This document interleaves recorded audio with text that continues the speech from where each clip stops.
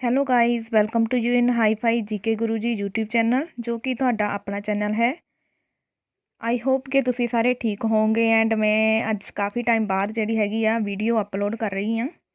ਇਹਦੇ ਵਿੱਚ ਮੈਂ ਤੁਹਾਨੂੰ ਕਵਰ ਕਰਵਾ ਰਹੀ ਹਾਂ ਹਿਸਟਰੀ 6 ਕਲਾਸ ਤੋਂ ਲੈ ਕੇ +2 ਕਲਾਸ ਤੱਕ ਦੀ।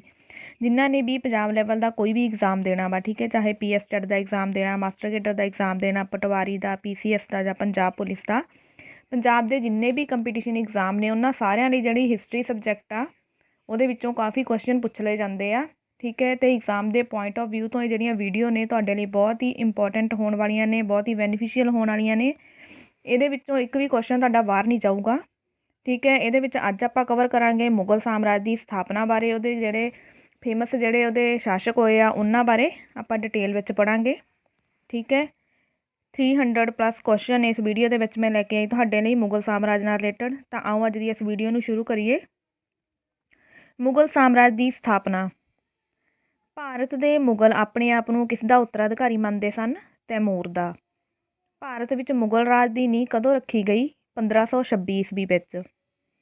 ਭਾਰਤ ਵਿੱਚ ਮੁਗਲ ਰਾਜ ਦੀ ਨੀਂਹ ਕਿਹੜੇ ਯੁੱਧ ਦੁਆਰਾ ਰੱਖੀ ਗਈ ਹੈ?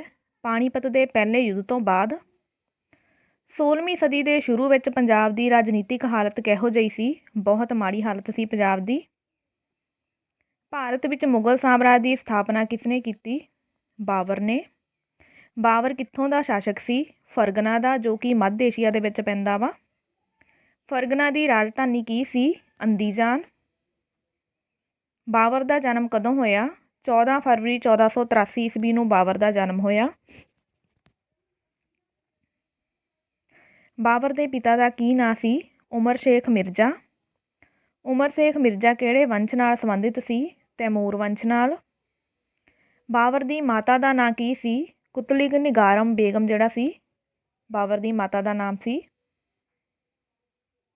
ਬਾਬਰ ਕਿੰਨੀ ਉਮਰ ਵਿੱਚ ਫਰਗਨਾ ਦਾ ਸ਼ਾਸਕ ਬਣਿਆ?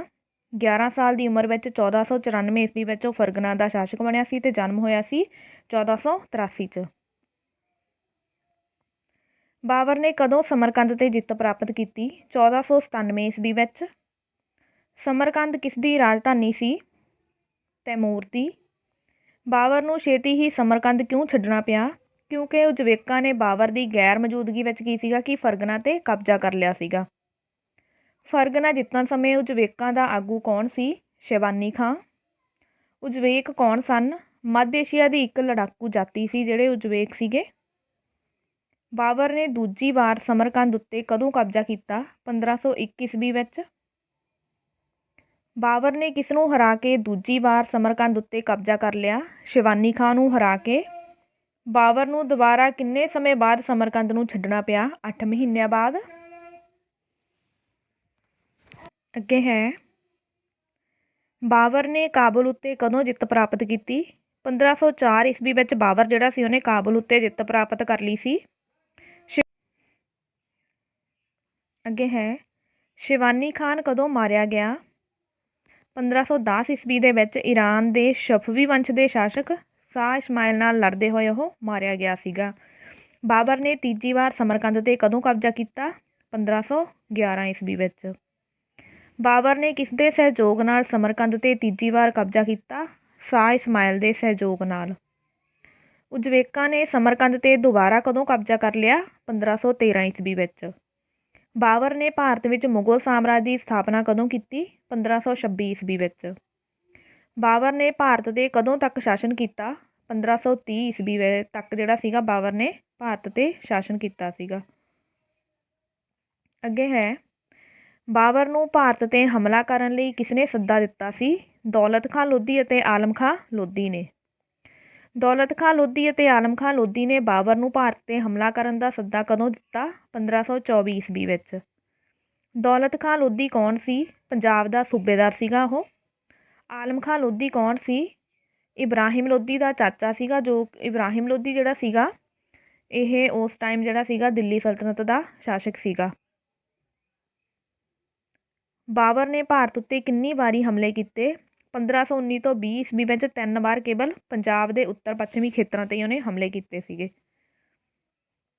ਬਾਬਰ ਨੇ ਦੌਲਤ ਖਾਂ ਲੋਧੀ ਦੇ ਸਹਿਯੋਗ ਤੋਂ ਖੁਸ਼ ਹੋ ਕੇ ਉਸਨੂੰ ਕਿਹੜੇ ਇਲਾਕੇ ਦਿੱਤੇ? ਜਲੰਧਰ ਦੁਆਬ ਅਤੇ ਦੀਪਾਲਪੁਰ ਦੇ ਇਲਾਕੇ ਜਿਹੜੇ ਸੀ ਉਹਨੇ ਦੌਲਤ ਖਾਂ ਲੋਧੀ ਨੂੰ ਦਿੱਤੇ ਸੀਗੇ।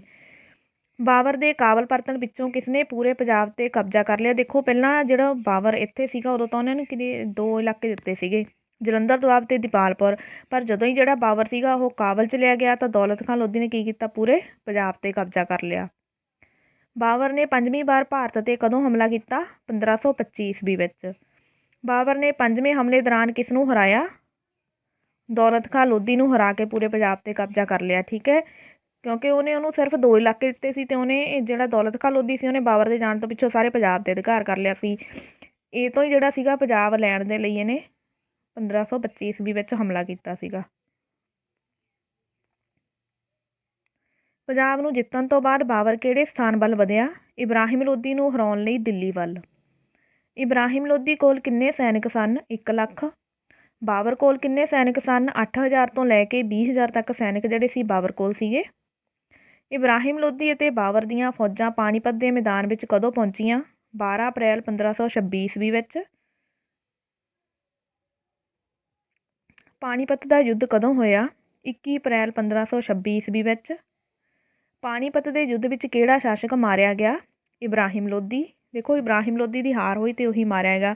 ਭਾਵੇਂ ਉਹਦੇ ਕੋਲ 1 ਲੱਖ ਸੈਨਾ ਸੀ, ਪਰ ਉਹਦੀ ਜਿਹੜੀ ਸੈਨਿਕ ਸੀ ਉਹਨਾਂ ਦੇ ਲੜਨ ਦੇ ਜਿਹੜੇ ਤਰੀਕੇ ਸੀਗੇ ਉਹ ਕਿਹੜੇ ਸੀਗੇ? ਪੁਰਾਣੇ ਢੰਗ ਦੇ ਸੀਗੇ। ਠੀਕ ਆ, ਅਤੇ ਇਹਨਾਂ ਨੇ ਕੋਲ ਜਿਹੜੇ ਸੀਗੇ ਨਿਊ ਜਿਹੜੇ ਸੀਗੇ ਤਰੀਕੇ ਸੀਗੇ, ਜਿਵੇਂ ਇਹਨਾਂ ਨੇ ਤੋਪਖਾਨੇ ਦੀ ਵਰਤੋਂ ਕੀਤੀ ਸੀ। ਠੀਕ ਆ, ਤੁਲਗਮਾ ਯੁੱਧ ਨੀਤੀ ਦੀ ਵਰਤੋਂ ਕੀਤੀ ਸੀਗੀ। ਅੱਗੇ ਹੈ, ਪਾਣੀਪਤ ਦੇ ਯੁੱਧ ਵਿੱਚ ਕਿਸ ਦੀ ਜਿੱਤ ਹੋਈ? ਬਾਬਰ ਦੀ ਜਿੱਤ ਹੋਈ। ਪਾਣੀਪਤ ਦੇ ਯੁੱਧ ਤੋਂ ਬਾਅਦ ਕਿਸ ਨੇ ਆਗਰੇ ਨੂੰ ਆਪਣੇ ਅਧੀਨ ਕਰ ਲਿਆ? ਹੁਮਾਯੂੰ ਨੇ। ਹੁਮਾਯੂੰ ਜਿਹੜਾ ਇਹ ਕੌਣ ਸੀ? ਇਹ ਬਾਬਰ ਦਾ ਪੁੱਤਰ ਸੀਗਾ। ਪਾਣੀਪਤ ਦੇ ਯੁੱਧ ਨਾਲ ਕਿਹੜੇ ਵੰਸ਼ ਦਾ ਅੰਤ ਹੋ ਗਿਆ? ਲੋਧੀ ਵੰਸ਼ ਦਾ। ਪਾਣੀਪਤ ਦੇ ਯੁੱਧ ਨਾਲ ਕਿਹੜੇ ਵੰਸ਼ ਦੀ ਸਥਾਪਨਾ ਹੋਈ? ਮੁਗਲ ਵੰਸ਼ ਦੀ। ਭਾਰਤ ਦੀ ਯੁੱਧ ਪ੍ਰਣਾਲੀ ਵਿੱਚ ਕਿਸ ਨੇ ਤਬਦੀਲੀ ਕੀਤੀ? ਬਾਬਰ ਨੇ।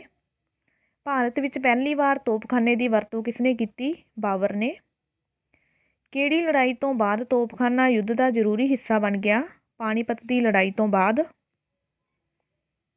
ਪਾਣੀਪਤ ਦੀ ਲੜਾਈ ਹੋਣ ਤੋਂ ਬਾਅਦ ਮੁਗਲਾਂ ਅਤੇ ਰਾਜਪੂਤਾਂ ਵਿਚਾਲੇ ਯੁੱਧ ਹੋਣਾ ਅਟੱਲ ਕਿਉਂ ਹੋ ਗਿਆ? ਕਿਉਂਕਿ ਜਿਹੜਾ ਰਾਜਪੂਤਾਂ ਦਾ ਰਾਣਾ ਸੀਗਾ ਸਾਂਗਾ ਸੀਗਾ, ਠੀਕ ਹੈ, ਉਹ ਕੀ ਸੀਗਾ? ਦਿੱਲੀ ਉੱਪਰ ਆਪਣਾ ਕਬਜ਼ਾ ਕਰਨਾ ਚਾਹੁੰਦਾ ਸੀਗਾ। ਇਸੇ ਕਰਕੇ ਜਿਹੜੇ ਮੁਗਲ ਅਤੇ ਰਾਜਪੂਤ ਸੀ ਉਹਨਾਂ ਵਿਚਕਾਰ ਯੁੱਧ ਹੋ ਗਿਆ ਸੀ। ਪਾਣੀਪਤ ਦੀ ਲੜਾਈ ਵਿੱਚ ਬਾਬਰ ਦੀ ਜਿੱਤ ਦੇ ਕੀ ਕਾਰਨ ਸੀਗੇ? ਦੇਖੋ ਇਹਦੇ ਵਿੱਚ ਕੀ ਹੋਇਆ ਕਿ 16ਵੀਂ ਸਦੀ ਵਿੱਚ ਭਾਰਤ ਦੇ ਰਾਜਾਂ ਦਾ ਜਿਹੜਾ ਸੀਗਾ ਸ਼ਕਤੀਹੀਨ ਹੋਣਾ ਸੀਗਾ। ਦੂਜਾ ਕਾਰਨ ਸੀ ਕਿ ਜਿਹੜੇ ਇਬਰਾਹਿਮ ਲੋਧੀ ਸੀਗਾ ਉਹ ਸਰਦਾਰਾਂ ਅਤੇ ਪਰਜਾ ਵਿੱਚ ਬਦਨਾਮ ਹੋ ਚੁੱਕਾ ਸੀਗਾ, ਅਤੇ ਇਬਰਾਹਿਮ ਲੋਧੀ ਦੀ ਫੌਜ ਆ ਜਿਹੜੀ ਉਹ ਵੀ ਨਿਰਬਲ ਸੀ। ਨਿਰਬਲ ਤਾਂ ਆਪਣੇ ਆਪ ਹੋਣਾ ਸੀ ਕਿਉਂਕਿ ਉਹ ਪੁਰਾਣੇ ਢੰਗ ਨਾਲ ਲੜ ਰਹੀ ਸੀਗੀ, ਹੈ ਨਾ। ਅੱਗੇ ਹੈ, ਇਬਰਾਹਿਮ ਲੋਧੀ ਨੇ ਪਾਣੀਪਤ ਵਿੱਚ 8 ਦਿਨਾਂ ਤੱਕ ਬਾਬਰ ਦੀ ਫੌਜ ਉੱਤੇ ਹਮਲਾ ਨਹੀਂ ਕੀਤਾ ਸੀਗਾ। ਇਹੀ ਉਹਦੀ ਸਭ ਤੋਂ ਵੱਡੀ ਰਾਜਨੀਤਿਕ ਭੁੱਲ ਸੀਗੀ। ਅਤੇ ਬਾਬਰ ਜਿਹੜਾ ਸੀਗਾ ਇੱਕ ਯੋਗ ਸੈਨਾਪਤੀ ਸੀਗਾ ਅਤੇ ਬਾਬਰ ਦੁਆਰਾ ਤੋਪਖਾਨੇ ਦੀ ਵਰਤੋਂ ਕੀਤੀ ਗਈ ਸੀਗੀ। ਰਾਣਾ ਸਾਂਗਾ ਕਿੱਥੋਂ ਦਾ ਇੱਕ ਸ਼ਕਤੀਸ਼ਾਲੀ ਸ਼ਾਸਕ ਸੀ? ਮੇਵਾੜ ਦਾ। ਕਨਵਾਹ ਦੀ ਲੜਾਈ ਕਦੋਂ ਹੋਈ? 17 ਮਾਰਚ 1527 ਈਸਵੀ ਵਿੱਚ। ਕਨਵਾਹ ਦੀ ਲੜਾਈ ਕਿਹੜੀਆਂ 2 ਧਿਰਾਂ ਵਿਚਕਾਰ ਹੋਈ? ਬਾਬਰ ਅਤੇ ਰਾਣਾ ਸਾਂਗਾ ਵਿਚਕਾਰ। ਕਨਵਾਹ ਦੀ ਲੜਾਈ ਵਿੱਚ ਰਾਣਾ ਸਾਂਗਾ ਨੂੰ ਕਿਸਨੇ ਸਹਿਯੋਗ ਦਿੱਤਾ? ਹਸਨ ਖਾਂ ਮੇਵਾੜੀ ਅਤੇ ਇਬਰਾਹਿਮ ਲੋਧੀ ਦੇ ਭਰਾ ਮਹਿਮੂਦ ਲੋਧੀ ਨੇ। ਕਨਵਾਹ ਕਿੱਥੇ ਸਥਿਤ ਹੈ? ਫਤਿਹਪੁਰ ਸੀਕਰੀ ਦੇ ਨੇੜੇ ਸਥਿਤ ਆ ਕਨਵਾਹ ਆ ਜਿਹੜਾ। ਕਨਵਾਹ ਦੀ ਲੜਾਈ ਵਿੱਚ ਕਿਸ ਦੀ ਜਿੱਤ ਹੋਈ? ਬਾਬਰ ਦੀ ਜਿੱਤ ਹੋਈ। ਕਨਵਾਹ ਦੀ ਲੜਾਈ ਤੋਂ ਬਾਅਦ ਮਹਿਮੂਦ ਲੋਧੀ ਭੱਜ ਕੇ ਕਿੱਥੇ ਆ ਗਿਆ ਸੀ? ਬਿਹਾਰ। ਚੰਦੇਰੀ ਦੀ ਲੜਾਈ ਕਦੋਂ ਹੋਈ? 1528 ਈਸਵੀ ਵਿੱਚ। ਚੰਦੇਰੀ ਦੀ ਲੜਾਈ ਕਿਹੜੀਆਂ 2 ਧਿਰਾਂ ਵਿਚਕਾਰ ਹੋਈ? ਬਾਬਰ ਅਤੇ ਮੇਦਨੀ ਰਾਓ ਦੇ ਵਿਚਕਾਰ ਹੋਈ। ਚੰਦੇਰੀ ਦੀ ਲੜਾਈ ਵਿੱਚ ਕਿਸ ਦੀ ਜਿੱਤ ਹੋਈ? ਬਾਬਰ ਦੀ। ਘਾਘਰਾ ਦੀ ਲੜਾਈ ਕਦੋਂ ਹੋਈ? 6 ਮਈ 1529 ਈਸਵੀ ਵਿੱਚ। ਘਾਘਰਾ ਦੀ ਲੜਾਈ ਕਿਹਨਾਂ ਵਿਚਕਾਰ ਹੋਈ? ਬਾਬਰ ਅਤੇ ਅਫਗਾਨਾਂ ਦੇ ਵਿਚਕਾਰ ਹੋਈ। ਘਾਘਰਾ ਦੀ ਲੜਾਈ ਵਿੱਚ ਕਿਸ ਦੀ ਜਿੱਤ ਹੋਈ? ਬਾਬਰ ਦੀ ਜਿੱਤ ਹੋਈ। ਬਾਬਰ ਦੀ ਮੌਤ ਕਦੋਂ ਹੋਈ? 1530 ਈਸਵੀ ਵਿੱਚ। ਬਾਬਰ ਦੀ ਆਤਮ ਕਥਾ ਦਾ ਨਾਂ ਕੀ ਹੈ? ਤੁਜ਼ਕ-ਏ ਬਾਬਰੀ, ਜੋ ਕਿ ਕਿਹੜੀ ਭਾਸ਼ਾ ਵਿੱਚ ਲਿਖੀ ਹੋਈ ਆ? ਤੁਰਕੀ ਭਾਸ਼ਾ ਦੇ ਵਿੱਚ ਲਿਖੀ ਹੋਈ ਆ। ਬਾਬਰ ਦਾ ਉੱਤਰਾਧਿਕਾਰੀ ਕੌਣ ਬਣਿਆ? ਬਾਬਰ ਦਾ ਪੁੱਤਰ ਹੁਮਾਯੂੰ ਬਣਿਆ। ਹੁਮਾਯੂੰ ਦਾ ਪੂਰਾ ਨਾਮ ਕੀ ਸੀ? ਨਸੀਰੂਦੀਨ ਮੁਹੰਮਦ ਹੁਮਾਯੂੰ ਜਿਹੜਾ ਸੀਗਾ ਹੁਮਾਯੂੰ ਦਾ ਪੂਰਾ ਨਾਮ ਸੀ। ਸੇਮ ਇਸੇ ਤਰ੍ਹਾਂ ਜਿਹੜਾ ਬਾਬਰ ਸੀ ਉਹਦਾ ਅਸਲੀ ਨਾਮ ਕੀ ਸੀਗਾ? ਜਹੀਰੂਦੀਨ ਮੁਹੰਮਦ ਬਾਬਰ। ਇਹ ਯਾਦ ਰੱਖਣੇ ਇਹਨਾਂ ਦੇ ਜਿਹੜੇ ਅਸਲੀ ਨਾਮ ਨੇ। ਅੱਗੇ ਕੰਟੀਨਿਊ ਕਰਦੇ ਹਾਂ। ਹੁਮਾਯੂੰ ਦਾ ਰਾਜ ਤਿਲਕ ਕਿੱਥੇ ਹੋਇਆ? ਆਗਰਾ ਵਿਖੇ। ਹੁਮਾਯੂੰ ਨੇ ਕਿਸ ਨੂੰ ਆਪਣੀ ਰਾਜਧਾਨੀ ਘੋਸ਼ਿਤ ਕੀਤਾ? ਦਿੱਲੀ ਨੂੰ। ਕਿਸ ਨੇ ਹੁਮਾਯੂੰ ਨੂੰ ਹਰਾ ਕੇ ਦਿੱਲੀ ਉੱਤੇ ਕਬਜ਼ਾ ਕੀਤਾ? ਸ਼ੇਰਸ਼ਾਹ ਸੂਰੀ ਨੇ। ਸ਼ੇਰਸ਼ਾਹ ਸੂਰੀ ਨੇ ਭਾਰਤ ਉੱਤੇ ਕਦੋਂ ਕਬਜ਼ਾ ਕੀਤਾ? 1540 ਈਸਵੀ ਵਿੱਚ। ਹੁਮਾਯੂੰ ਨੇ ਮੁੜ ਦਿੱਲੀ ਉੱਤੇ ਕਦੋਂ ਕਬਜ਼ਾ ਕੀਤਾ? 1555 ਈਸਵੀ ਵਿੱਚ। ਹੁਮਾਯੂੰ ਨੇ ਕਿਸ ਨੂੰ ਹਰਾ ਕੇ ਮੁੜ ਦਿੱਲੀ 'ਤੇ ਕਬਜ਼ਾ ਕੀਤਾ? 1555 ਈਸਵੀ ਦੇ ਵਿੱਚ ਸ਼ੇਰਸ਼ਾਹ ਸੂਰੀ ਨੂੰ ਹਰਾ ਕੇ ਹੁਮਾਯੂੰ ਨੇ ਫਿਰ ਤੋਂ ਦਿੱਲੀ ਉੱਤੇ ਜਿਹੜਾ ਸੀ ਆਪਣਾ ਅਧਿਕਾਰ ਕਰ ਲਿਆ ਸੀਗਾ। ਹੁਮਾਯੂੰ ਦੀ ਮੌਤ ਕਦੋਂ ਹੋਈ? ਹੁਮਾਯੂੰ ਦੀ ਮੌਤ ਆ ਜਿਹੜੀ ਜਨਵਰੀ 1556 ਵਿੱਚ। ਹੁਮਾਯੂੰ ਦੀ ਅਚਾਨਕ ਦਿੱਲੀ ਸਥਿਤ ਲਾਇਬ੍ਰੇਰੀ ਦੀਆਂ ਪੌੜੀਆਂ ਉੱਤੋਂ ਡਿੱਗ ਕੇ ਮੌਤ ਹੋ ਗਈ। ਹੁਮਾਯੂੰ ਨੂੰ ਆਪਣੇ ਸ਼ਾਸਨ ਕਾਲ ਵਿੱਚ ਕਿਹੜੇ ਦੋ ਸ਼ਕਤੀਸ਼ਾਲੀ ਦੁਸ਼ਮਣਾਂ ਦਾ ਮੁਕਾਬਲਾ ਕਰਨਾ ਪਿਆ? ਇੱਕ ਤੇ ਬਹਾਦਰ ਸ਼ਾਹ ਦਾ ਅਤੇ ਦੂਜਾ ਸ਼ੇਰਸ਼ਾਹ ਸੂਰੀ ਦਾ। ਬਹਾਦਰ ਸ਼ਾਹ ਕਿੱਥੋਂ ਦਾ ਸ਼ਾਸਕ ਸੀ? ਗੁਜਰਾਤ ਦਾ। ਕਿਸ ਨੇ ਹੁਮਾਯੂੰ ਦੇ ਵਿਰੋਧੀਆਂ ਨੂੰ ਆਪਣੇ ਰਾਜ ਵਿੱਚ ਸ਼ਰਨ ਦਿੱਤੀ? ਬਹਾਦਰ ਸ਼ਾਹ ਨੇ। ਬਹਾਦਰ ਸ਼ਾਹ ਨੇ ਚਿਤੌੜ 'ਤੇ ਕਦੋਂ ਕਬਜ਼ਾ ਕੀਤਾ? 1535 ਈਸਵੀ ਵਿੱਚ। ਮਾਲਵਾ ਵਿੱਚ ਵਿਦਰੋਹ ਹੋ ਜਾਣ ਕਾਰਨ ਹੁਮਾਯੂੰ ਨੇ ਗੁਜਰਾਤ ਦਾ ਸ਼ਾਸਨ ਪ੍ਰਬੰਧ ਕਿਸ ਨੂੰ ਦਿੱਤਾ? ਅਸ਼ਕਰੀ ਨੂੰ। ਅਸ਼ਕਰੀ ਜੋ ਕਿ ਉਹਦਾ ਭਰਾ ਸੀਗਾ ਹੁਮਾਯੂੰ ਦਾ। ਅਸ਼ਕਰੀ ਗੁਜਰਾਤ ਦਾ ਸ਼ਾਸਨ ਪ੍ਰਬੰਧ ਕਿਉਂ ਨਾ ਚਲਾ ਸਕਿਆ? ਅਯੋਗ ਹੋਣ ਕਰਕੇ। ਪੂਰਬ ਵਿੱਚ ਕੌਣ ਹੁਮਾਯੂੰ ਲਈ ਇੱਕ ਵੱਡਾ ਦੁਸ਼ਮਣ ਸੀ? ਸ਼ੇਰ ਖਾਂ। ਸ਼ੇਰ ਖਾਂ ਨੇ ਬੰਗਾਲ 'ਤੇ ਕਦੋਂ ਕਬਜ਼ਾ ਕੀਤਾ? 1536 ਈਸਵੀ ਵਿੱਚ। ਹੁਮਾਯੂੰ ਨੇ ਚਨਾਰ ਦੇ ਕਿਲ੍ਹੇ 'ਤੇ ਕਦੋਂ ਜਿੱਤ ਪ੍ਰਾਪਤ ਕੀਤੀ? 1537 ਈਸਵੀ ਵਿੱਚ ਹੁਮਾਯੂੰ ਜਿਹੜਾ ਸੀ ਉਹਨੇ ਚਨਾਰ ਦੇ ਕਿਲ੍ਹੇ 'ਤੇ ਜਿੱਤ ਪ੍ਰਾਪਤ ਕਰ ਲਈ ਸੀ। ਹੁਮਾਯੂੰ ਨੇ ਗੌੜ ਦਾ ਨਾਂ ਬਦਲ ਕੇ ਕੀ ਰੱਖਿਆ? ਜਨਤਾਬਾਦ।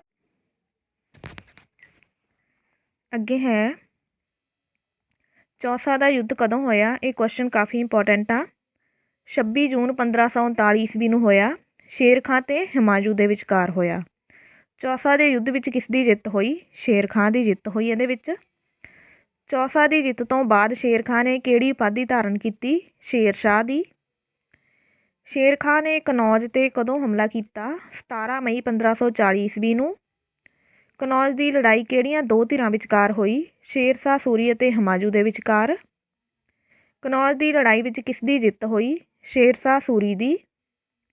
ਕਨੌਜ ਦੀ ਲੜਾਈ ਕਦੋਂ ਹੋਈ? 1540 ਈਸਵੀ ਵਿੱਚ। ਕਿਹੜੀ ਲੜਾਈ ਤੋਂ ਬਾਅਦ ਹੁਮਾਯੂੰ ਨੂੰ ਭਾਰਤ ਛੱਡ ਕੇ ਜਾਣਾ ਪਿਆ? ਕਨੌਜ ਦੀ ਲੜਾਈ ਤੋਂ ਬਾਅਦ। ਅੱਗੇ ਹੈ ਹੁਮਾਯੂੰਨਾਮਾ ਦਾ ਲੇਖਕ ਕੌਣ ਹੈ? ਗੁਲਬਦਨ ਬੇਗਮ। ਹੁਮਾਯੂੰ ਨੇ ਗੱਦੀ 'ਤੇ ਬੈਠਦਿਆਂ ਹੀ ਆਪਣੇ ਰਾਜ ਦੇ ਮਹੱਤਵਪੂਰਨ ਇਲਾਕੇ ਕਿਹਨਾਂ ਨੂੰ ਵੰਡ ਦਿੱਤੇ? ਆਪਣੇ ਭਰਾਵਾਂ ਨੂੰ। ਹੁਮਾਯੂੰ ਦੇ ਭਰਾਵਾਂ ਦੇ ਨਾਂ ਦੱਸੋ। ਦੇਖੋ ਹੁਮਾਯੂੰ ਤੋਂ ਬਿਨਾਂ ਉਹਦੇ 3 ਹੋਰ ਭਰਾ ਸੀ। ਕਿਹੜੇ ਕਿਹੜੇ? ਕਾਮਰਾਨ, ਅਸ਼ਕਰੀ ਅਤੇ ਹਿੰਦਾਲ। ਸ਼ੇਰਸ਼ਾਹ ਸੂਰੀ ਦਾ ਮੁੱਢਲਾ ਨਾਂ ਕੀ ਸੀ? ਇਹ ਕੁਐਸਚਨ ਬਹੁਤ ਇੰਪੋਰਟੈਂਟ ਆ। ਫਰੀਦ ਸੀ ਉਹਦਾ ਮੁੱਢਲਾ ਨਾਂ। ਸ਼ੇਰਸ਼ਾਹ ਸੂਰੀ ਕਿਸ ਦਾ ਪੁੱਤਰ ਸੀ?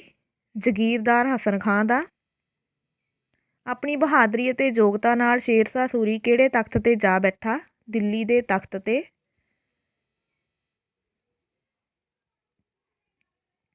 ਸ਼ੇਰਸ਼ਾਹ ਸੂਰੀ ਨੇ ਕਦੋਂ ਤੋਂ ਕਦੋਂ ਤੱਕ ਸ਼ਾਸਨ ਕੀਤਾ? 1540 ਤੋਂ ਲੈ ਕੇ 45 ਈਸਵੀ ਤੱਕ ਉਹਨੇ ਸ਼ਾਸਨ ਕੀਤਾ। ਸ਼ੇਰਸ਼ਾਹ ਸੂਰੀ ਨੇ ਪੰਜਾਬ 'ਤੇ ਕਦੋਂ ਹਮਲਾ ਕੀਤਾ? 1541 ਈਸਵੀ ਵਿੱਚ। ਸ਼ੇਰਸ਼ਾਹ ਸੂਰੀ ਦੇ ਹਮਲੇ ਸਮੇਂ ਪੰਜਾਬ 'ਤੇ ਕਿਸ ਦਾ ਰਾਜ ਸੀ? ਕਾਮਰਾਨ ਦਾ। ਸ਼ੇਰਸ਼ਾਹ ਸੂਰੀ ਨੇ ਮਾਲਵਾ 'ਤੇ ਕਦੋਂ ਜਿੱਤ ਪ੍ਰਾਪਤ ਕੀਤੀ? 1542 ਈਸਵੀ ਵਿੱਚ। ਸ਼ੇਰਸ਼ਾਹ ਸੂਰੀ ਦੇ ਹਮਲੇ ਸਮੇਂ ਮਾਲਵੇ 'ਤੇ ਕਿਸ ਦਾ ਰਾਜ ਸੀ? ਮੱਲੂ ਖਾਂ ਦਾ। ਸ਼ੇਰਸ਼ਾਹ ਸੂਰੀ ਨੇ ਰਾਏਸੈਨ 'ਤੇ ਕਦੋਂ ਜਿੱਤ ਪ੍ਰਾਪਤ ਕੀਤੀ? 1543 ਈਸਵੀ ਵਿੱਚ।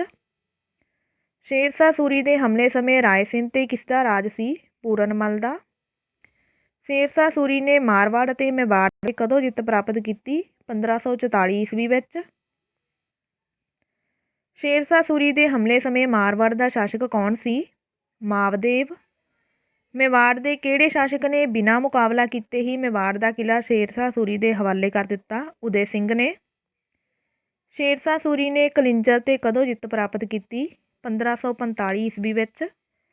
ਸ਼ੇਰਸ਼ਾਹ ਸੂਰੀ 'ਤੇ ਹਮਲੇ ਸਮੇਂ ਕਲਿੰਜਰ ਦਾ ਸ਼ਾਸਕ ਕੌਣ ਸੀ? ਕੀਰਤ ਸਿੰਘ।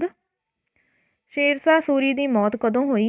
22 ਮਈ 1545 ਈਸਵੀ ਵਿੱਚ ਅਚਾਨਕ ਜਿਹੜਾ ਸੀਗਾ ਗੋਲੇ ਦੇ ਫਟ ਜਾਣ ਕਾਰਨ ਉਹਦੀ ਜਿਹੜੀ ਸੀ ਮੌਤ ਹੋ ਗਈ ਸੀ। ਰਾਜ ਦੀਆਂ ਸਾਰੀਆਂ ਸ਼ਕਤੀਆਂ ਕਿਸ ਦੇ ਕੋਲ ਕੇਂਦਰਿਤ ਸਨ? ਸ਼ੇਰਸ਼ਾਹ ਸੂਰੀ ਕੋਲ। ਆਪਾਂ ਉਹਦੇ ਰਾਜ ਦੇ ਟਾਈਮ ਦੀ ਗੱਲ ਕਰ ਰਹੇ ਹਾਂ ਹੁਣ। ਸ਼ੇਰਸ਼ਾਹ ਸੂਰੀ ਨੂੰ ਪ੍ਰਸ਼ਾਸਨ ਵਿੱਚ ਸਹਿਯੋਗ ਕੌਣ ਦਿੰਦਾ ਸੀ? ਉਸਦੇ ਮੰਤਰੀ। ਵਿੱਤ ਅਤੇ ਲਗਾਨ ਵਿਭਾਗ ਦਾ ਮੰਤਰੀ ਕੌਣ ਹੁੰਦਾ ਸੀ? ਦੀਵਾਨੇ ਵਜ਼ਾਰਤ। ਦੀਵਾਨੇ ਵਜ਼ਾਰਤ ਦਾ ਮੁੱਖ ਕੰਮ ਕੀ ਹੁੰਦਾ ਸੀਗਾ? ਆਮਦਨ ਤੇ ਖਰਚ ਦਾ ਹਿਸਾਬ ਰੱਖਣਾ ਹੁੰਦਾ ਸੀਗਾ ਵਜ਼ਾਰਤ ਦਾ ਕੰਮ, ਤੇ ਦੂਸਰੇ ਮੰਤਰੀਆਂ ਦੇ ਕਾਰਜਾਂ ਦੀ ਦੇਖਭਾਲ ਕਰਨਾ।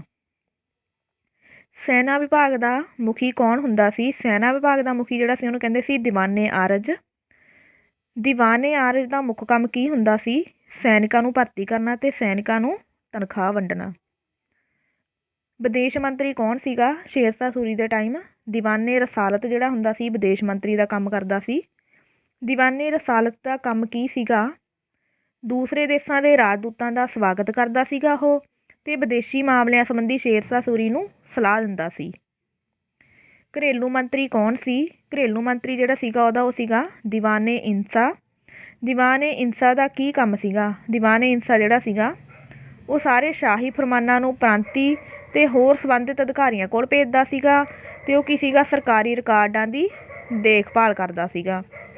ਅੱਗੇ ਹੈ ਜਾਸੂਸੀ ਵਿਭਾਗ ਦਾ ਮੁਖੀ ਕੌਣ ਸੀ? ਦੀਵਾਨੇ ਬਰੀਦ ਜਿਹੜਾ ਸੀਗਾ ਉਹ ਜਾਸੂਸੀ ਵਿਭਾਗ ਦਾ ਮੁਖੀ ਸੀ। ਕਿਹਦੇ ਟਾਈਮ 'ਚ? ਸ਼ੇਰਸ਼ਾਹ ਸੂਰੀ ਦੇ ਟਾਈਮ ਦੇ ਵਿੱਚ।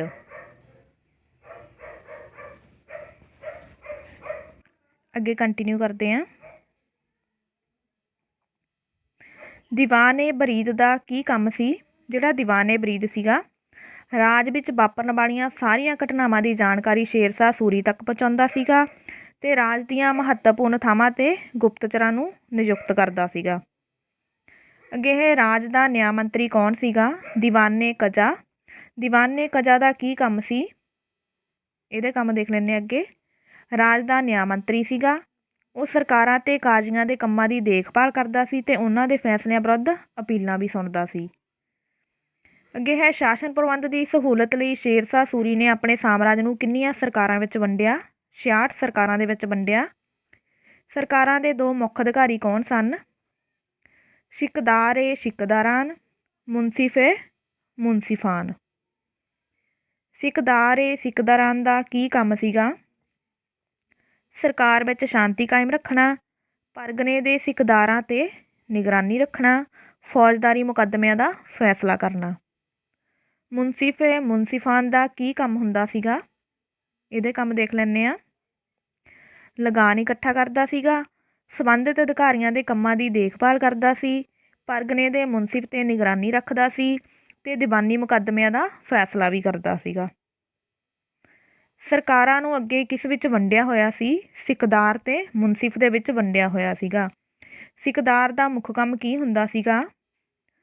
ਪਰਗਨੇ ਵਿੱਚ ਸ਼ਾਂਤੀ ਸਥਾਪਿਤ ਕਰਨਾ, ਉਸ ਅਧੀਨ ਸੈਨਿਕ ਅਧਿਕਾਰੀ ਰੱਖੇ ਜਾਂਦੇ ਸੀਗੇ, ਤੇ ਸ਼ਾਹੀ ਫਰਮਾਨਾਂ ਨੂੰ ਲਾਗੂ ਕਰਵਾਉਂਦਾ ਸੀ ਉਹ। ਇਹ ਤੋਂ ਬਿਨਾਂ ਜਿਹੜਾ ਮੁਨਸਿਫ ਸੀਗਾ ਸਾਰੇ ਕੰਮ ਵਿੱਚ ਮੁਨਸਿਫ ਨੂੰ ਸਹਿਯੋਗ ਦਿੰਦਾ ਸੀ, ਜਿਹੜਾ ਸਿਕਦਾਰ ਹੁੰਦਾ ਸੀਗਾ ਉਹ।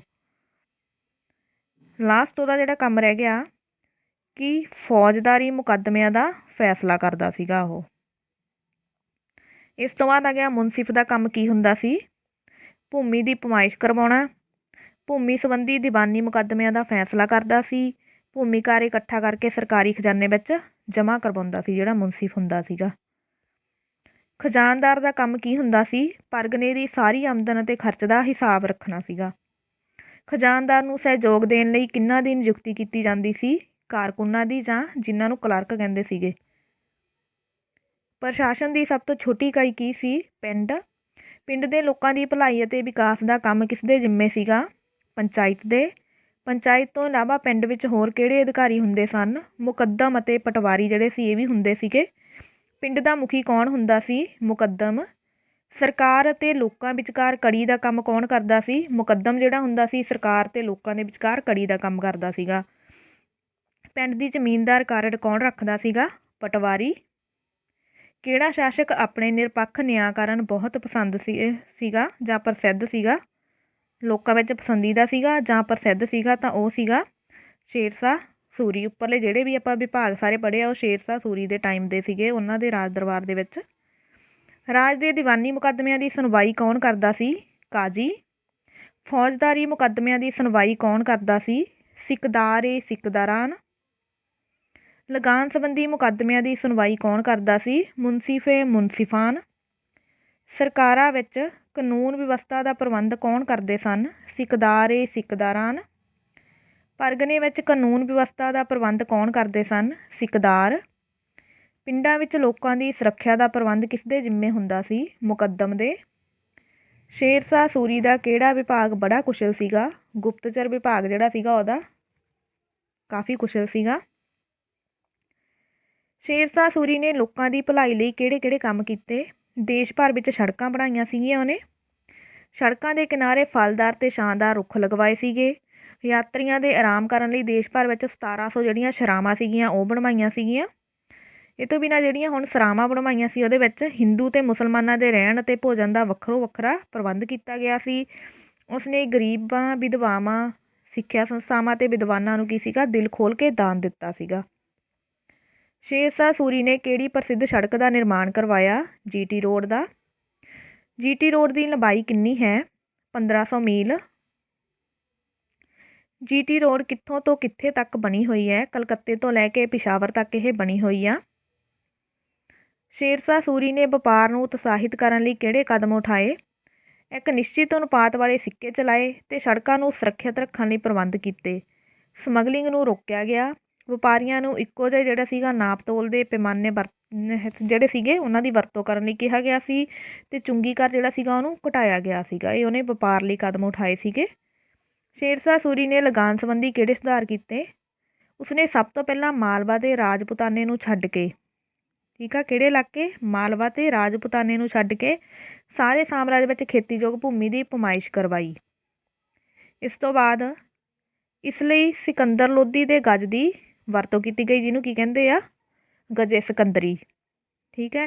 ਕਿਸਾਨਾਂ ਨੂੰ ਰਾਜ ਵੱਲੋਂ ਬਹੁਤ ਸਾਰੀਆਂ ਸਹੂਲਤਾਂ ਦਿੱਤੀਆਂ ਜਾਂਦੀਆਂ ਸਨ। ਅੱਗੇ ਕੰਟੀਨਿਊ ਕਰਦੇ ਹਾਂ। ਸ਼ੇਰਸ਼ਾਹ ਸੂਰੀ ਨੇ ਉਪਜ ਦੇ ਆਧਾਰ 'ਤੇ ਭੂਮੀ ਨੂੰ ਕਿਹੜੇ 3 ਦਰਜਿਆਂ ਵਿੱਚ ਵੰਡਿਆ? ਉੱਤਮ, ਦਰਮਿਆਨੇ ਅਤੇ ਘਟੀਆ ਕਿਸਮ ਦੀਆਂ ਭੂਮੀ ਦੇ ਵਿੱਚ ਵੰਡਿਆ ਉਹਨੇ। ਸਰਕਾਰ ਨੇ ਆਪਣਾ ਲਗਾਨ ਕਿਵੇਂ ਨਿਸ਼ਚਿਤ ਕੀਤਾ? 3 ਦਰਜਿਆਂ ਦੀ ਔਸਤ ਉਪਜ ਕੱਢ ਕੇ ਜਿਹੜਾ ਸੀ ਆਪਣਾ ਲਗਾਨ ਸਰਕਾਰ ਨੇ ਨਿਸ਼ਚਿਤ ਕੀਤਾ ਸੀ। ਸ਼ੇਰਸ਼ਾਹ ਸੂਰੀ ਨੇ ਭੂਮੀ ਦੀ ਪਮਾਇਸ਼ ਲਈ ਕਿਹੜੇ ਗੱਜ ਦੀ ਵਰਤੋਂ ਕੀਤੀ? ਸਿਕੰਦਰੀ ਗੱਜ ਦੀ। ਲਗਾਨ ਸਾਰੀ ਉਪਜ ਦਾ ਕਿੰਨਾ ਹਿੱਸਾ ਲਿਆ ਜਾਂਦਾ ਸੀ? ਤੀਜਾ ਹਿੱਸਾ, ਜਾਣੀ ਕਿ 1/3 ਭਾਗ ਜਿਹੜਾ ਸੀਗਾ ਲਿਆ ਜਾਂਦਾ ਸੀਗਾ ਲਗਾਨ। ਕਿਸਾਨ ਲਗਾਨ ਕਿਸ ਰੂਪ ਵਿੱਚ ਦੇ ਸਕਦੇ ਸਨ? ਨਕਦ ਜਾਂ ਫਸਲ ਦੇ ਰੂਪ ਵਿੱਚ ਦੇ ਸਕਦੇ ਸਨ। ਸ਼ੇਰਸ਼ਾਹ ਸੂਰੀ ਦੀ ਸਥਾਈ ਸੈਨਾ ਵਿੱਚ ਕਿੰਨੇ ਘੋੜਸਵਾਰ ਸਨ? 1,50,000 ਘੋੜਸਵਾਰ ਸੀਗੇ। ਸ਼ੇਰਸ਼ਾਹ ਸੂਰੀ ਦੀ ਪੈਦਲ ਸੈਨਾ ਵਿੱਚ ਕਿੰਨੇ ਸੈਨਿਕ ਸਨ? 25,000 ਸੈਨਿਕ ਸਨ। ਸ਼ੇਰਸ਼ਾਹ ਸੂਰੀ ਦੀ ਸੈਨਾ ਵਿੱਚ ਕਿੰਨੇ ਹਾਥੀ ਸਨ? 5,000। ਸ਼ੇਰਸ਼ਾਹ ਸੂਰੀ ਦੀ ਮੌਤ ਤੋਂ ਬਾਅਦ ਕਿੰਨੇ ਸ਼ਾਸਕਾਂ ਨੇ ਰਾਜ ਕੀਤਾ?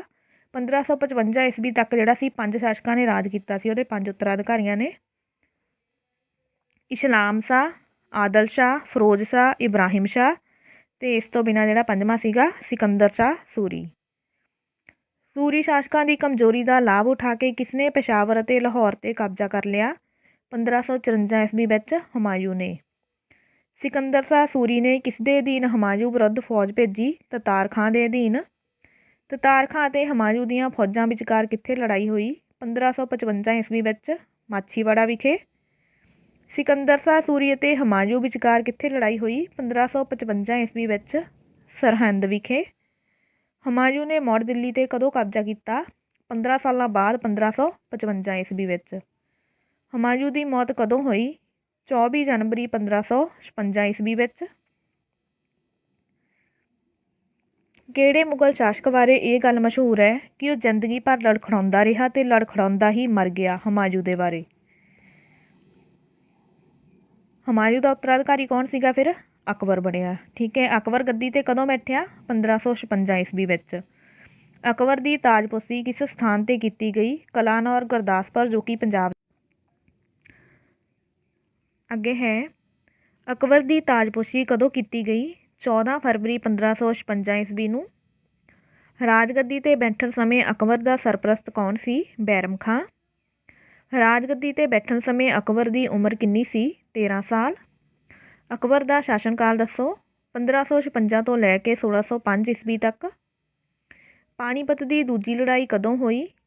5 ਨਵੰਬਰ 1556 ਈਸਵੀ ਨੂੰ ਅਕਬਰ ਅਤੇ ਹਿਮੂ ਦੇ ਵਿਚਕਾਰ ਹੋਈ।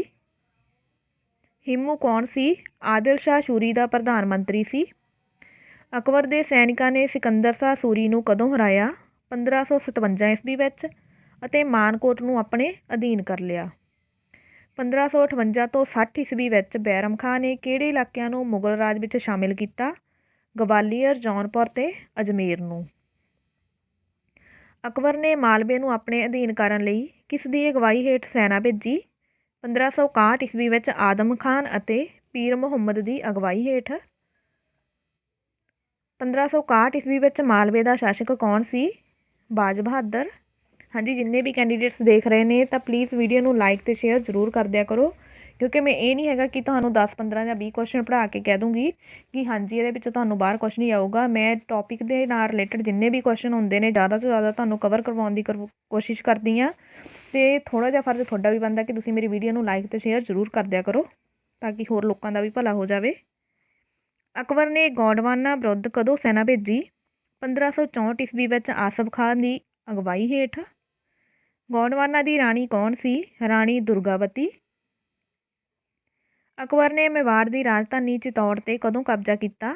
1568 ਈਸਵੀ ਵਿੱਚ। ਮੇਵਾੜ ਦਾ ਰਾਣਾ ਉਦੈ ਸਿੰਘ ਜਿਹੜਾ ਸੀਗਾ ਨੱਸ ਗਿਆ ਸੀਗਾ। ਮੇਵਾੜ ਦੇ ਹਮਲੇ ਸਮੇਂ ਕਿਹੜੇ ਰਾਜਪੂਤਾਂ ਨੇ ਮੁਗਲਾਂ ਦਾ ਡਟ ਕੇ ਮੁਕਾਬਲਾ ਕੀਤਾ? ਜੈਮਲ ਅਤੇ ਫੱਤਾ ਨਾਂ ਦੇ ਰਾਜਪੂਤ ਸਰਦਾਰਾਂ ਨੇ। ਮੇਵਾੜ ਦੇ ਰਾਣਾ ਉਦੈ ਸਿੰਘ ਦੀ ਮੌਤ ਕਦੋਂ ਹੋਈ? 1572 ਈਸਵੀ ਵਿੱਚ। ਮੇਵਾੜ ਦਾ ਨਵਾਂ ਸ਼ਾਸਕ ਕੌਣ ਬਣਿਆ? ਮਹਾਰਾਣਾ ਪ੍ਰਤਾਪ। ਹਲਦੀ ਘਾਟੀ ਦੀ ਲੜਾਈ ਕਦੋਂ ਹੋਈ? ਇੰਪੋਰਟੈਂਟ ਆ, 18 ਜੂਨ 1576 ਈਸਵੀ ਨੂੰ। ਹਲਦੀ ਘਾਟੀ ਦੀ ਪ੍ਰਸਿੱਧ ਲੜਾਈ ਕਿਹੜੀਆਂ ਦੋ ਧਿਰਾਂ ਵਿਚਕਾਰ ਹੋਈ? ਮਹਾਰਾਣਾ ਪ੍ਰਤਾਪ ਅਤੇ ਮੁਗਲਾਂ ਦੇ ਵਿਚਕਾਰ ਹੋਈ। ਹਲਦੀ ਘਾਟੀ ਦੀ ਲੜਾਈ ਵਿੱਚ ਕਿਸ ਦੀ ਹਾਰ ਹੋਈ? ਮਹਾਰਾਣਾ ਪ੍ਰਤਾਪ ਦੀ। ਅਕਬਰ ਨੇ ਰਣਥੰਭੌਰ ਅਤੇ ਕਲਿੰਜਰ 'ਤੇ ਕਦੋਂ ਜਿੱਤ ਪ੍ਰਾਪਤ ਕੀਤੀ? 1569 ਈਸਵੀ ਵਿੱਚ। ਅਕਬਰ ਦੇ ਹਮਲੇ ਸਮੇਂ ਰਣਥੰਭੌਰ ਦਾ ਸ਼ਾਸਕ ਕੌਣ ਸੀ? ਸੁਰਜਨ ਰਾਏ।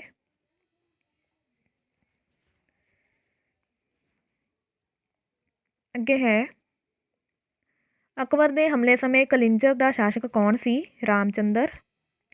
ਅਕਬਰ ਨੇ ਗੁਜਰਾਤ 'ਤੇ ਕਦੋਂ ਜਿੱਤ ਪ੍ਰਾਪਤ ਕੀਤੀ? 1572-73 ਈਸਵੀ ਦੌਰਾਨ ਮੁਜ਼ੱਫਰ ਸ਼ਾਹ ਨੂੰ ਹਰਾ ਕੇ। ਅਕਬਰ ਨੇ ਬੰਗਾਲ ਅਤੇ ਬਿਹਾਰ 'ਤੇ ਕਦੋਂ ਜਿੱਤ ਪ੍ਰਾਪਤ ਕੀਤੀ? 1574-75 ਈਸਵੀ ਵਿੱਚ। ਅਕਬਰ ਦੇ ਹਮਲੇ ਸਮੇਂ ਬੰਗਾਲ ਅਤੇ ਬਿਹਾਰ ਦਾ ਸ਼ਾਸਕ ਕੌਣ ਸੀ? ਦਾਊਦ ਖਾਂ। ਅਕਬਰ ਨੇ ਦਾਊਦ ਖਾਂ ਨੂੰ ਅਧੀਨ ਕਰਨ ਲਈ ਅਕਬਰ ਜਿਹੜਾ ਸੀ ਉਹਨੇ ਦਾਊਦ ਖਾਂ ਨੂੰ ਅਧੀਨ ਕਰਨ ਲਈ ਕਿਸ ਦੀ ਅਗਵਾਈ ਹੇਠ ਸੈਨਾ ਭੇਜੀ? ਮੁਨੀਮ ਖਾਂ ਦੀ ਅਗਵਾਈ ਹੇਠ। ਕਾਬਲ 'ਤੇ ਕਿਸ ਦਾ ਰਾਜ ਸੀ? ਅਕਬਰ ਦੇ ਮਤਰੇਏ ਭਰਾ ਮਿਰਜ਼ਾ ਹਕੀਮ ਦਾ। ਅਕਬਰ ਨੇ ਕਾਬਲ 'ਤੇ ਕਦੋਂ ਜਿੱਤ ਪ੍ਰਾਪਤ ਕੀਤੀ? 1585 ਈਸਵੀ ਵਿੱਚ। ਅਕਬਰ ਦੇ ਸਮੇਂ ਕਸ਼ਮੀਰ ਦਾ ਸ਼ਾਸਕ ਕੌਣ ਸੀ? ਯੂਸਫ ਖਾਂ। ਅਕਬਰ ਨੇ ਕਸ਼ਮੀਰ 'ਤੇ ਕਦੋਂ ਜਿੱਤ ਪ੍ਰਾਪਤ ਕੀਤੀ? 1586 ਈਸਵੀ ਵਿੱਚ। ਅਕਬਰ ਦੇ ਸਮੇਂ ਸਿੰਧ ਦਾ ਪ੍ਰਦੇਸ਼ ਕਿਸ ਦੇ ਅਧੀਨ ਸੀ? ਮਿਰਜ਼ਾ ਜਾਨੀ ਬੇਗ ਦੇ। ਅਕਬਰ ਨੇ ਸਿੰਧੂ ਤੋਂ ਕਦੋਂ ਜਿੱਤ ਪ੍ਰਾਪਤ ਕੀਤੀ? 1590-91 ਈਸਵੀ ਵਿੱਚ। ਅਕਬਰ ਨੇ ਉੜੀਸਾ 'ਤੇ ਕਦੋਂ ਜਿੱਤ ਪ੍ਰਾਪਤ ਕੀਤੀ? 1592 ਈਸਵੀ ਵਿੱਚ। ਮਾਨ ਸਿੰਘ ਅਧੀਨ ਸੈਨਾ ਭੇਜੀ ਸੀ ਅਤੇ ਨਿਸਾਰ ਖਾਂ ਨੂੰ ਹਰਾ ਕੇ ਜਿੱਤ ਪ੍ਰਾਪਤ ਕੀਤੀ ਸੀ। ਅਕਬਰ ਨੇ ਕੰਧਾਰ 'ਤੇ ਕਦੋਂ ਜਿੱਤ ਪ੍ਰਾਪਤ ਕੀਤੀ? ਕੰਧਾਰ 'ਤੇ ਉਹਨੇ 1595 ਈਸਵੀ ਵਿੱਚ। ਕੰਧਾਰ ਦੇ ਗਵਰਨਰ ਮੁਜ਼ੱਫਰ ਹੁਸੈਨ ਮਿਰਜ਼ਾ ਨੇ ਕੁਝ ਜਗੀਰਾਂ ਬਦਲੇ ਜਿਹੜਾ ਸੀਗਾ ਕੰਧਾਰ ਦਾ ਇਲਾਕਾ ਮੁਗਲਾਂ ਦੇ ਹਵਾਲੇ ਕਰ ਦਿੱਤਾ ਸੀਗਾ। ਅਕਬਰ ਨੇ ਦੱਖਣੀ ਭਾਰਤ 'ਤੇ ਕਦੋਂ ਜਿੱਤਾਂ ਪ੍ਰਾਪਤ ਕੀਤੀਆਂ? 1595 ਤੋਂ 1601 ਈਸਵੀ ਤੱਕ। ਸਭ ਤੋਂ ਪਹਿਲਾਂ ਕਿਹੜੀ ਦੱਖਣੀ ਰਿਆਸਤ ਨੇ ਸਵੀਕਾਰ ਕੀਤੀ? ਖਾਨਦੇਸ਼ ਦੇ ਸੁਲਤਾਨ ਅਲੀ ਖਾਂ ਨੇ। ਮੁਗਲ ਸੈਨਾ ਨੇ ਅਹਿਮਦਨਗਰ ਉੱਤੇ ਕਦੋਂ ਹਮਲਾ ਕੀਤਾ? 1595 ਈਸਵੀ ਵਿੱਚ। ਚਾਂਦ ਬੀਬੀ ਨੇ ਮੁਗਲਾਂ ਨਾਲ ਕਦੋਂ ਸੰਧੀ ਕੀਤੀ? 1596 ਈਸਵੀ ਵਿੱਚ, ਅਤੇ ਬਰਾਰ ਦਾ ਇਲਾਕਾ ਜਿਹੜਾ ਸੀ ਉਹ ਮੁਗਲਾਂ ਨੂੰ ਦੇ ਦਿੱਤਾ ਸੀਗਾ। ਮੁਗਲਾਂ ਨੇ ਅਹਿਮਦਨਗਰ 'ਤੇ ਕਦੋਂ ਕਬਜ਼ਾ ਕਰ ਲਿਆ? 1600 ਈਸਵੀ ਦੇ ਵਿੱਚ ਮੁਗਲ ਜਿਹੜੇ ਸੀ ਉਹਨਾਂ ਨੇ ਅਹਿਮਦਨਗਰ 'ਤੇ ਕਬਜ਼ਾ ਕੀਤਾ। ਅਕਬਰ ਦੀ ਅਖੀਰਲੀ ਜਿੱਤ ਕਿਹੜੀ ਸੀਗੀ? 1601 ਈਸਵੀ ਵਿੱਚ ਅਲੀ ਖਾਂ ਦੇ ਪੁੱਤਰ ਮੀਰਨ ਜਿਹੜਾ ਬਹਾਦਰ ਸ਼ਾਹ ਸੀਗਾ, ਠੀਕ ਹੈ, ਉਹਨੂੰ ਹਰਾ ਕੇ ਖਾਨਦੇਸ਼ 'ਤੇ ਕਬਜ਼ਾ ਕੀਤਾ ਸੀਗਾ। ਕਦੋਂ? 1601 ਦੇ ਵਿੱਚ। ਅਕਬਰ ਨੇ ਰਾਜਪੂਤਾਂ ਪ੍ਰਤੀ ਕਿਹੋ ਜਿਹੀ ਨੀਤੀ ਅਪਣਾਈ? ਮਿੱਤਰਤਾਪੂਰਨ ਨੀਤੀ ਅਪਣਾਈ, ਠੀਕ ਹੈ। ਉਹਨੇ ਕਈ ਜਿਹੜੀਆਂ ਸੀਗੀਆਂ ਰਾਜਪੂਤ ਰਾਜਕੁਮਾਰੀਆਂ ਸੀ ਉਹਨਾਂ ਨਾਲ ਵਿਵਾਹਿਕ ਸੰਬੰਧ ਵੀ ਸਥਾਪਿਤ ਕੀਤੇ ਸੀਗੇ। ਰਾਣਾ ਸਾਂਗਾ ਕਿੱਥੋਂ ਦਾ ਸ਼ਾਸਕ ਸੀ? ਮੇਵਾੜ ਦਾ। ਅਕਬਰ ਨੇ ਕਿਹੜੀ ਰਾਜਪੂਤ ਰਾਜਕੁਮਾਰੀ ਨਾਲ ਵਿਆਹ ਕਰਵਾਇਆ? ਜੋਧਾਬਾਈ ਨਾਲ। ਅਤੇ ਇਤਿਹਾਸ ਵਿੱਚ ਕਈ ਥਾਵਾਂ 'ਤੇ ਇਹਨਾਂ ਦਾ ਨਾਮ ਹਰਖਾਬਾਈ ਵੀ ਲਿਖਿਆ ਮਿਲਦਾ ਵਾ। ਠੀਕ ਹੈ, ਜੋਧਾਬਾਈ ਅਤੇ ਹਰਖਾਬਾਈ ਦੋਨੇ ਨਾਮ ਯਾਦ ਰੱਖਣੇ ਆ। ਆਇਨੇ ਅਕਬਰੀ ਅਤੇ ਅਕਬਰਨਾਮਾ ਦਾ ਲੇਖਕ ਕੌਣ ਹੈ? ਅਬੁਲ ਫਜ਼ਲ। ਅਕਬਰ ਦਾ ਪੁੱਤਰ ਕੌਣ ਸੀ? ਜਹਾਂਗੀਰ। ਜਹਾਂਗੀਰ ਦਾ ਮੁੱਢਲਾ ਨਾਂ ਕੀ ਸੀ? ਮੁਹੰਮਦ ਸਲੀਮ। ਜਹਾਂਗੀਰ ਰਾਜਗੱਦੀ 'ਤੇ ਕਦੋਂ ਬੈਠਾ? 24 ਅਕਤੂਬਰ 1605 ਈਸਵੀ ਨੂੰ। ਜਹਾਂਗੀਰ ਕਿਹੜੇ ਨਾਮ ਨਾਲ ਰਾਜਗੱਦੀ 'ਤੇ ਬੈਠਾ? ਨੂਰਦੀਨ ਮੁਹੰਮਦ ਜਹਾਂਗੀਰ ਦੇ ਨਾਮ ਨਾਲ। ਜਹਾਂਗੀਰ ਦਾ ਸ਼ਾਸਨਕਾਲ ਦੱਸੋ। 1605 ਤੋਂ ਲੈ ਕੇ 1627 ਈਸਵੀ ਤੱਕ। ਜਹਾਂਗੀਰ ਦੇ ਸਮੇਂ ਬੰਗਾਲ ਦੇ ਕਿਹੜੇ ਅਫਗਾਨ ਨੇਤਾ ਨੇ ਵਿਦਰੋਹ ਕਰ ਦਿੱਤਾ? ਉਸਮਾਨ ਖਾਂ ਨੇ। ਉਸਮਾਨ ਖਾਂ ਨੇ ਮੁਗਲਾਂ ਵਿਰੁੱਧ ਕਦੋਂ ਵਿਦਰੋਹ ਕੀਤਾ? 1605 ਈਸਵੀ ਵਿੱਚ। ਬੰਗਾਲ ਦੀ ਰਾਜਧਾਨੀ ਕੀ ਸੀ? ਢਾਕਾ। ਉਸਮਾਨ ਖਾਂ ਨੂੰ ਹਰਾ ਕੇ ਕਿਸਨੇ ਬੰਗਾਲ ਵਿੱਚ ਮੁੜ ਸ਼ਾਂਤੀ ਸਥਾਪਿਤ ਕੀਤੀ? ਇਸਲਾਮ ਖਾਂ ਨੇ। ਮਹਾਰਾਣਾ ਪ੍ਰਤਾਪ ਦੀ ਮੌਤ ਕਦੋਂ ਹੋਈ? 1597 ਈਸਵੀ ਵਿੱਚ। ਜਹਾਂਗੀਰ ਦੇ ਸਮੇਂ ਮੇਵਾੜ ਦਾ ਸ਼ਾਸਕ ਕੌਣ ਸੀ? ਰਾਣਾ ਅਮਰ ਸਿੰਘ। ਜਹਾਂਗੀਰ ਨੇ ਮੇਵਾੜ ਨੂੰ ਜਿੱਤਣ ਲਈ ਕਿੰਨੀਆਂ ਮੁਹਿੰਮਾਂ ਭੇਜੀਆਂ? 1606 ਈਸਵੀ ਤੋਂ ਲੈ ਕੇ 1613 ਈਸਵੀ ਤੱਕ 3 ਜਿਹੜੀਆਂ ਸੀਗੀਆਂ ਅਸਫਲ ਮੁਹਿੰਮਾਂ ਭੇਜੀਆਂ ਸੀਗੀਆਂ। ਜਹਾਂਗੀਰ ਨੇ ਮੇਵਾੜ ਨੂੰ ਜਿੱਤਣ ਲਈ ਕਿਸ ਨੂੰ ਭੇਜਿਆ? 1613 ਈਸਵੀ ਵਿੱਚ ਆਪਣੇ ਪੁੱਤਰ ਜਿਹੜਾ ਸੀਗਾ ਖੁਰਮ ਅਧੀਨ ਇੱਕ ਵਿਸ਼ਾਲ ਸੈਨਾ ਭੇਜੀ ਸੀਗੀ ਉਹਨੇ। ਰਾਣਾ ਅਮਰ ਸਿੰਘ ਨੇ ਮੁਗਲਾਂ ਨਾਲ ਕਦੋਂ ਸੰਧੀ ਕੀਤੀ? 1615 ਈਸਵੀ ਵਿੱਚ। ਅਹਿਮਦਨਗਰ ਰਾਜ ਨੇ ਕਿਸ ਦੇ ਅਧੀਨ ਆਪਣੀ ਸ਼ਕਤੀ ਨੂੰ ਬਹੁਤ ਮਜ਼ਬੂਤ ਕਰ ਲਿਆ? ਵਜ਼ੀਰ ਮਲਿਕ ਅੰਬਰ ਦੇ ਅਧੀਨ। ਜਹਾਂਗੀਰ ਨੇ ਕਿਸ ਦੇ ਅਧੀਨ ਅਹਿਮਦਨਗਰ ਵੱਲ ਸੈਨਾ ਭੇਜੀ? 1617 ਈਸਵੀ ਵਿੱਚ ਸ਼ਹਿਜ਼ਾਦਾ ਖੁਰਮ ਦੇ ਅਧੀਨ। ਖੁਰਮ ਦੇ ਹਮਲੇ ਨੇ ਅਹਿਮਦਨਗਰ ਦੇ ਕਿਹੜੇ ਸੁਲਤਾਨ ਨੂੰ ਮੁਗਲਾਂ ਨਾਲ ਸੰਧੀ ਕਰਨ ਲਈ ਮਜਬੂਰ ਕਰ ਦਿੱਤਾ? ਆਦਿਲ ਸ਼ਾਹ ਨੂੰ। ਮੁਗਲਾਂ ਅਤੇ ਆਦਿਲ ਸ਼ਾਹ ਵਿਚਕਾਰ ਹੋਈਆਂ ਸੰਧੀਆਂ ਦੀਆਂ ਸ਼ਰਤਾਂ ਕੀ ਸੀਗੀਆਂ? ਕਿ ਮਲਿਕ ਅੰਬਰ ਨੇ ਮੁਗਲਾਂ ਦੇ ਜਿਹੜੇ ਪ੍ਰਦੇਸ਼ ਜਿੱਤੇ ਸਨ ਉਹ ਵਾਪਸ ਕਰ ਦਿੱਤੇ। ਅਹਿਮਦਨਗਰ ਦੇ ਸੁਲਤਾਨ ਨੇ ਮੁਗਲਾਂ ਦੀ ਅਧੀਨਤਾ ਨੂੰ ਸਵੀਕਾਰ ਕਰ ਲਿਆ ਅਤੇ ਉਸਨੇ ਮੁਗਲਾਂ ਨੂੰ ਸਾਲਾਨਾ ਜਿਹੜਾ ਖਰਾਜ ਦੇਣਾ ਸੀ ਉਹ ਵੀ ਮੰਨ ਲਿਆ। ਜਹਾਂਗੀਰ ਦਾ ਅਹਿਮਦਨਗਰ ਜਿੱਤਣ ਦਾ ਸੁਪਨਾ ਕਿਸਨੇ ਪੂਰਾ ਕੀਤਾ? ਸ਼ਹਿਜ਼ਾਦਾ ਖੁਰਮ ਨੇ। ਜਹਾਂਗੀਰ ਨੇ ਅਹਿਮਦਨਗਰ ਜਿੱਤਣ ਕਾਰਨ ਖੁਰਮ ਨੂੰ ਕੀ ਇਨਾਮ ਦਿੱਤਾ? ਸ਼ਾਹਜਹਾਂ ਦੀ ਉਪਾਧੀ ਦਿੱਤੀ। 30,000 ਜਾਤ ਅਤੇ 20,000 ਸਵਾਰ ਦੀ ਜਿਹੜੀ ਸੀ ਮਨਸਬ ਨਾਲ ਸਨਮਾਨਿਆ ਸੀ। ਅਤੇ ਇਤਿਹਾਸ ਵਿੱਚ ਵੀ ਜਿਹੜਾ ਉਹਦਾ ਪੁੱਤਰ ਸੀਗਾ ਖੁਰਮ ਜਿਹੜਾ ਸੀਗਾ ਉਹ ਸ਼ਾਹਜਹਾਂ ਦੇ ਨਾਮ ਨਾਲ ਫੇਮਸ ਹੋਇਆ ਵਾ। ਕਿਸਨੇ ਮੁਗਲਾਂ ਪਾਸੋਂ ਜਿੱਤੇ ਹੋਏ ਇਲਾਕੇ ਫਿਰ ਤੋਂ ਖੋਹ ਲਏ? 1620 ਈਸਵੀ ਵਿੱਚ ਮਲਿਕ ਅੰਬਰ ਨੇ। ਜਹਾਂਗੀਰ ਨੇ ਕਾਂਗੜਾ 'ਤੇ ਕਦੋਂ ਜਿੱਤ ਪ੍ਰਾਪਤ ਕੀਤੀ? ਜਹਾਂਗੀਰ ਜਿਹੜਾ ਸੀ ਉਹਨੇ ਕਾਂਗੜਾ 'ਤੇ 1620 ਈਸਵੀ ਵਿੱਚ ਜਿੱਤ ਪ੍ਰਾਪਤ ਕੀਤੀ ਸੀ। ਜਹਾਂਗੀਰ ਨੇ ਕਾਂਗੜਾ ਨੂੰ ਜਿੱਤਣ ਲਈ ਕਿਸ ਦੇ ਅਧੀਨ ਸੈਨਾ ਭੇਜੀ? ਖੁਰਮ ਸ਼ਾਹਜਹਾਂ ਦੇ ਅਧੀਨ। ਜਹਾਂਗੀਰ ਦੇ ਸਮੇਂ ਕੰਧਾਰ ਕਿਹੜੇ ਦੋ ਦੇਸ਼ਾਂ ਵਿਚਾਲੇ ਲੜਾਈ ਦਾ ਸਰੋਤ ਬਣਿਆ ਹੋਇਆ ਸੀ? ਭਾਰਤ ਅਤੇ ਈਰਾਨ ਦੇ ਵਿਚਕਾਰ। ਅਕਬਰ ਨੇ ਕੰਧਾਰ ਕਿਸ ਤੋਂ ਪ੍ਰਾਪਤ ਕੀਤਾ ਸੀ? 1595 ਈਸਵੀ ਵਿੱਚ ਇੱਕ ਜਾਗੀਰ ਦੇ ਬਦਲੇ ਮੁਜ਼ੱਫਰ ਹੁਸੈਨ ਮਿਰਜ਼ਾ ਤੋਂ। ਈਰਾਨ ਦੇ ਕਿਹੜੇ ਸ਼ਾਸਕ ਨੇ ਕੰਧਾਰ 'ਤੇ ਮੁੜ ਕਬਜ਼ਾ ਕਰ ਲਿਆ? 1622 ਈਸਵੀ ਵਿੱਚ ਸ਼ਾਹ ਅਬਾਸ ਨੇ। ਨੂਰਜਹਾਂ ਕੌਣ ਸੀ? ਜਹਾਂਗੀਰ ਦੀ ਪਤਨੀ। ਨੂਰਜਹਾਂ ਦਾ ਪਹਿਲਾ ਨਾਂ ਕੀ ਸੀ? ਮਹਿਰੂਨਿਸ਼ਾ। ਜਹਾਂਗੀਰ ਦੀ ਆਤਮਕਥਾ ਦਾ ਨਾਂ ਕੀ ਸੀ? ਤੁਜ਼ਕ-ਏ ਜਹਾਂਗੀਰੀ। ਸ਼ਾਹਜਹਾਂ ਕਿਸ ਦਾ ਪੁੱਤਰ ਸੀ? ਜਹਾਂਗੀਰ ਦਾ।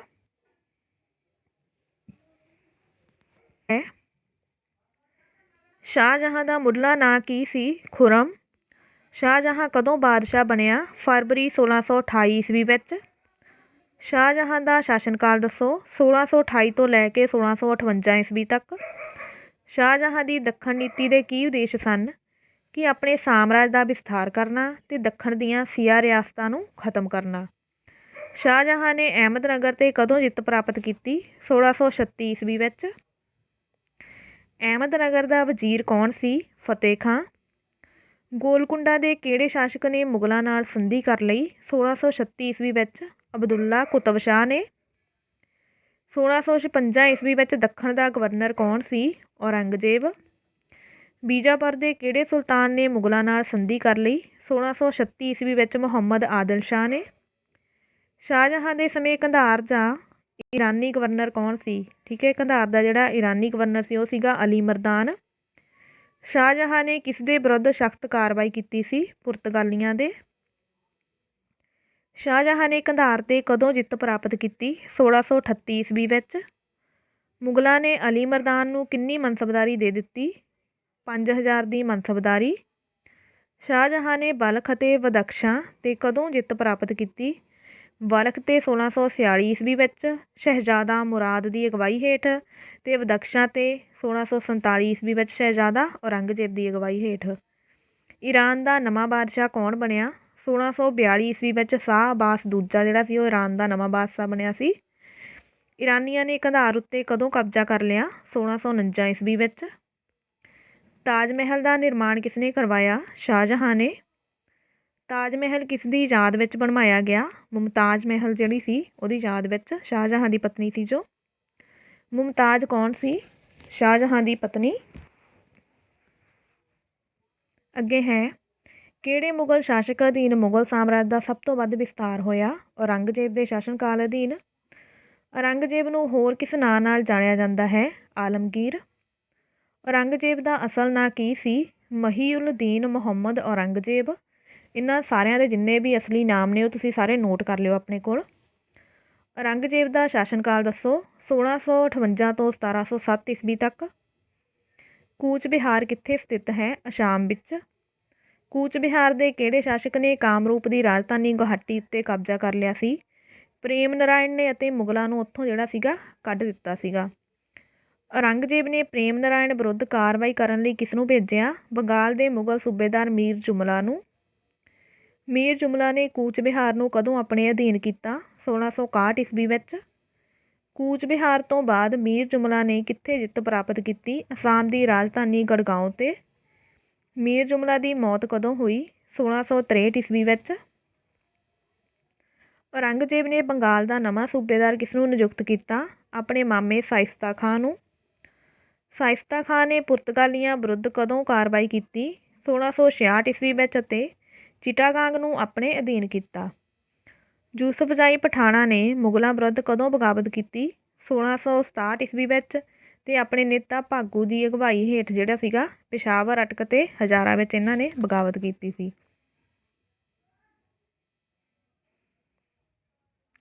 अफरीदियां ने मुगलों विरुद्ध कदों कार्रवाई की? 1672 ईस्वी विच अपने नेता अकरम खां की अगवाई हेठ। अफरीदियां नूं किस दा समर्थन प्राप्त सी? शायर खुसाल खां खटक दा। औरंगजेब ने किहड़े राजपूत शासकां नाल लड़न की हिम्मत ना की? मेवाड़ के राजा जय सिंह ते मारवाड़ के राजा जसवंत सिंह नाल।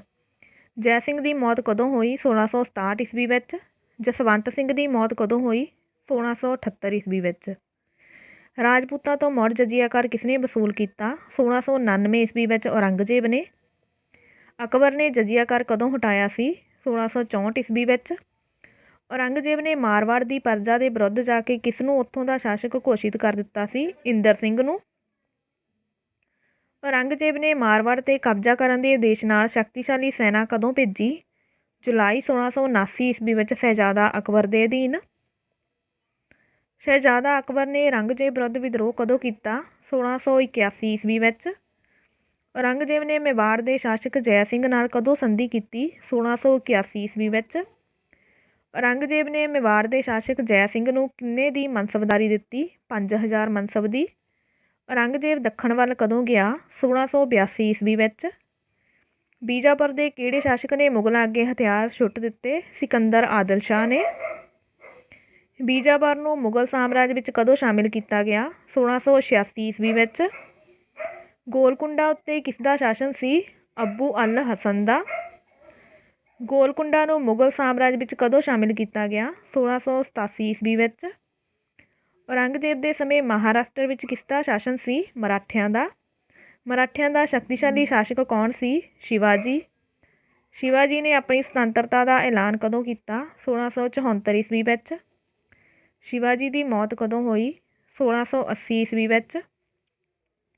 शिवाजी का उत्तराधिकारी कौन बनिया? संभाजी। संभाजी नूं किसने कतल करवाया? औरंगजेब ने 1699 ईस्वी विच। ਮਰਾਠਿਆਂ ਨੇ ਕਿਸ ਦੇ ਅਧੀਨ ਆਪਣਾ ਸੰਘਰਸ਼ ਜਾਰੀ ਰੱਖਿਆ? ਪਹਿਲਾਂ ਰਾਜਾ ਰਾਮ ਅਤੇ ਫਿਰ ਉਸ ਦੀ ਰਾਣੀ ਤਾਰਾਬਾਈ ਦੇ ਅਧੀਨ। ਔਰੰਗਜ਼ੇਬ ਦੀ ਮੌਤ ਕਦੋਂ ਹੋਈ? 1707 ਈਸਵੀ ਵਿੱਚ। ਕਿਹੜੇ ਮੁਗਲ ਸ਼ਾਸਕ ਨੂੰ ਮੁਗਲ ਸਾਮਰਾਜ ਦੇ ਪਤਨ ਲਈ ਜ਼ਿੰਮੇਵਾਰ ਮੰਨਿਆ ਜਾਂਦਾ ਹੈ? ਔਰੰਗਜ਼ੇਬ ਨੂੰ। ਕਿਹੜਾ ਮੁਗਲ ਬਾਦਸ਼ਾਹ ਜਿੰਦਾ ਪੀਰ ਦੇ ਨਾਂ ਨਾਲ ਪ੍ਰਸਿੱਧ ਹੈ? ਔਰੰਗਜ਼ੇਬ। ਇਸ ਦੇ ਨਾਲ ਹੀ ਆਪਣੀ ਅੱਜ ਦੀ ਜਿਹੜੀ ਵੀਡੀਓ ਆ ਜਾਂ ਕਲਾਸ ਆ ਇਹ ਖਤਮ ਹੁੰਦੀ ਆ। ਆਈ ਹੋਪ ਕਿ ਤੁਹਾਨੂੰ ਵੀਡੀਓ ਪਸੰਦ ਆਈ ਹੋਊਗੀ। ਜੇ ਵੀਡੀਓ ਪਸੰਦ ਆਈ ਤਾਂ ਚੈਨਲ ਨੂੰ ਲਾਈਕ ਕਰੋ, ਸ਼ੇਅਰ ਕਰੋ ਅਤੇ ਇਸ ਤਰ੍ਹਾਂ ਦੀਆਂ ਹੋਰ ਵੀਡੀਓਜ਼ ਦੇਖਣ ਲਈ ਸਾਡੇ ਚੈਨਲ ਨੂੰ ਸਬਸਕ੍ਰਾਈਬ ਕਰੋ। Thank you. ਮਿਲਦੇ ਹਾਂ ਨੈਕਸਟ ਵੀਡੀਓ 'ਚ।